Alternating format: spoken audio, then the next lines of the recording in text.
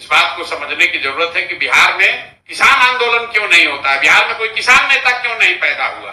हर जाति का नेता है, जातियों में उपजातियों के नेता है, यहाँ पर शिक्षक नेता है, डॉक्टर नेता है, वकील नेता है, किसान नेता नहीं है। क्यों?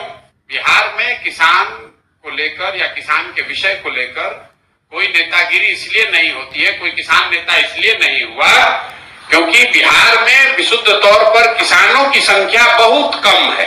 अब आप कहिएगा ऐसे कैसे है, हर गांव में हर घर में खेती हो रहा है, उसको समझिए। किसान वो है जिसके पास जमीन है, वो खेती करता है। तो बिहार में जिसके पास जमीन है वो खेती नहीं करता है, वो खेत रेंट पर देता है। तो उसको इससे मतलब नहीं है कि धान का दाम इस बार 1600 हुआ कि 1900 हुआ, उसको मतलब है कि बटाई का हमको आधा रुपया मिलना चाहिए। और जो आदमी एक्चुअली खेती कर रहा है वो किसान नहीं है, वो विशुद्ध तौर पर मजदूर है, जिसने जमीन रेंट पर लिया है और अपने शारीरिक श्रम के एवज में अपने बच्चों के खाने भर उससे उपजा रहा है, वो किसान नहीं है।